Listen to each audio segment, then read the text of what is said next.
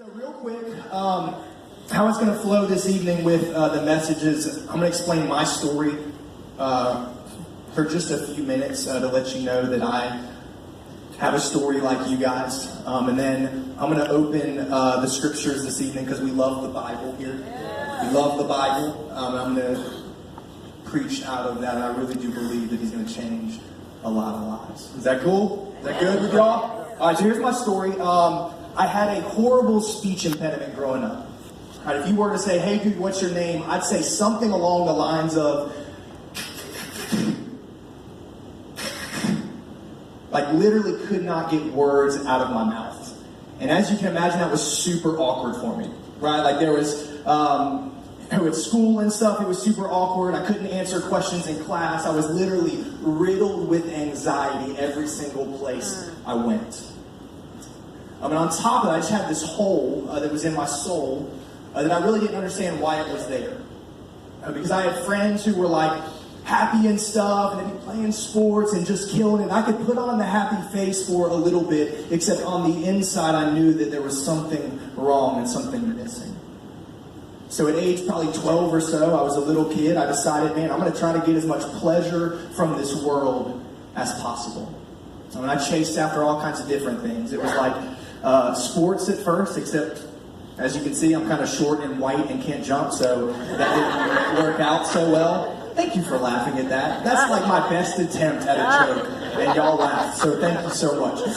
It was like sports and stuff, and I was like, okay, that's not really it, because I suck. So it's like, okay, how about if I get really popular and stuff? And I chased after popularity for so long, and I thought, man, if I wear just the right clothes and just get the right friends and all that, then I'll be happy. But that didn't work either because I was kind of a loser. So I was like, okay, if sports isn't going to work and popularity is not going to work, then I'll try pornography and hooking up with girls. And I chased after that for a while and realized that, no, that really doesn't help it either. But then I smoked weed for the first time. And I thought I had found my answer, y'all.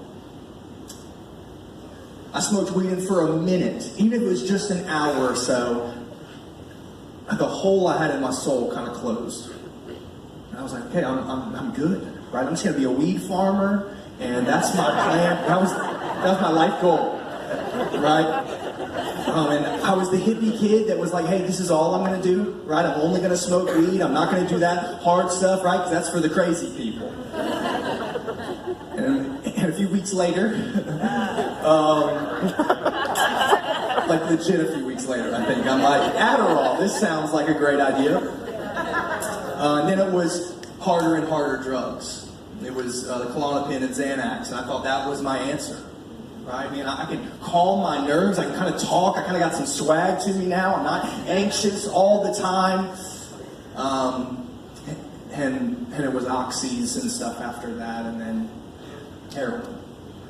And in high school, I snorted heroin for the first time, and y'all, I had found my solution. I found the thing that was going to make me whole. I found the thing that I'm okay in my own skin on this stuff. But then after snorting it, I said, that's not good enough. I gotta inject it. In high school, I was an IV heroin junkie. Yeah, man, I stuck needles in my arm trying to get pleasure from this world. It didn't work. The hole that was in my soul, it was still there. It even got larger, it seems like. The whole reason I had started doing drugs was, man, I want to close that hole and calm my nerves. But what I ended up finding was that I was just as empty and I was just as anxious. And as I chased after that every day, I was a slave to heroin, man. And everything in my life, man, it was all about that, and it started crumbling. Had a lot of legal issues. Had a lot of health issues. Right? If you hand around a bunch of needles to each other, that stuff happens. Man, everything in my life was crumbling around me. And I found my dad, who was my rock, man. And my best friend. I was on heroin. I was trying to get sober, man. And I heard his alarm clock just kind of going off one morning. And I went in his room, and I found my dad passed away from a heart attack. And man, you would think at that moment, like, okay, I got to be responsible now, but the exact opposite thing happened. Was hurting even more, right? I used that as ammunition to keep going. I was in and out of treatment centers trying to get sober, could not get sober. I was in and out of meetings. I tried everything. You know, the methadone, the other pills they give you, the marijuana maintenance program. Right? I tried literally everything to get sober and could not get sober, y'all. I'd head into treatment, I'd leave treatment, and then I'd have this strong resolve, right? Man, this is the last time I'm going to get my life together, I'm going to be okay. But what happened is within hours, probably less than that, a few minutes, right? I'd get in that same room, have all my pipes and my bongs, like literally everywhere, and it's like, man, I can't do this. I cannot let that hole in my soul go untreated. But I ended up, about 18 months after he passed away, that I was out of money.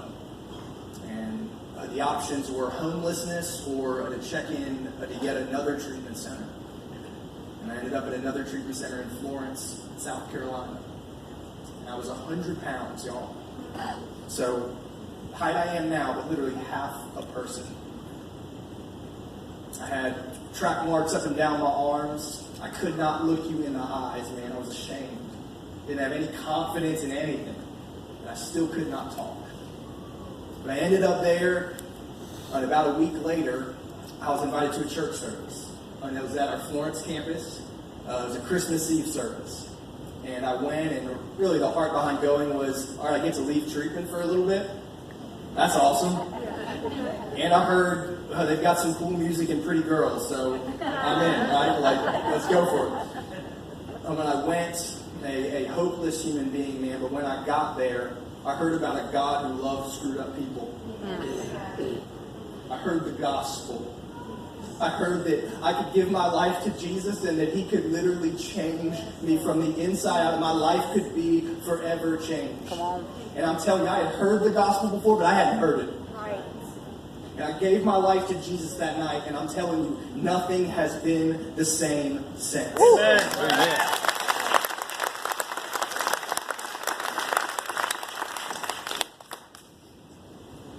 About 3 months after that, we had a speaker come into the rehab center.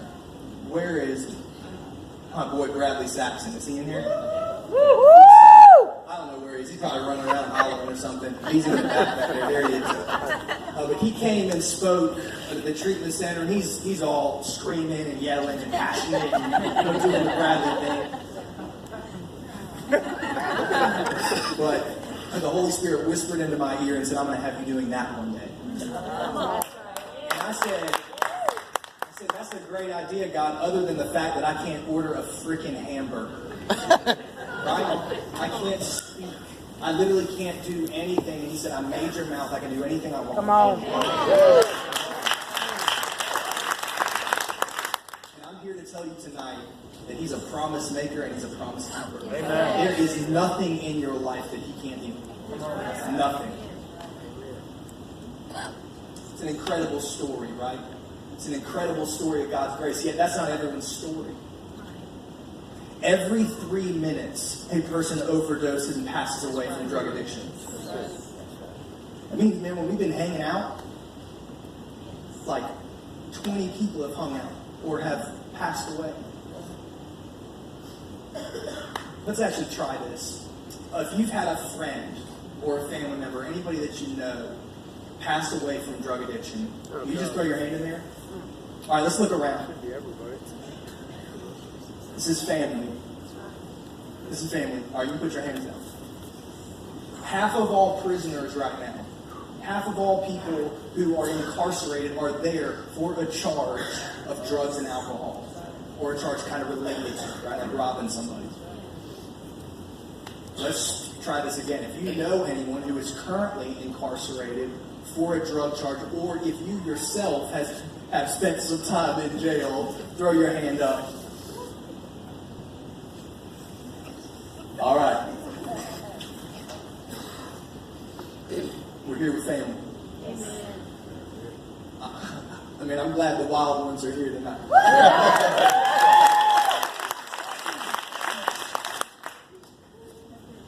Yet that's not okay. That's not okay. And that's why we're starting this ministry. Too many people are dying every single day, and that's not okay on our watch. Jesus prayed, let your kingdom come, let your will be done on earth as it is in heaven, and that's not in heaven. And therefore he calls us as his people, push back the darkness.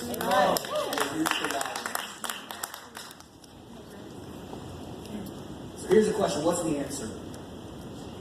What's the answer? Right?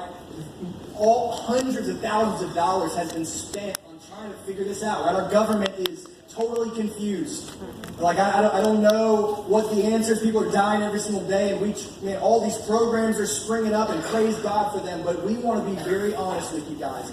We believe the answer to addiction is Jesus Christ. Amen.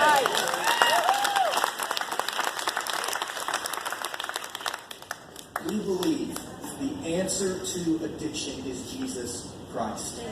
So hey, if you're here and you're taking notes, or if anyone asks you, man, like, what do they believe there? Or like, how was it? Man, you remember that.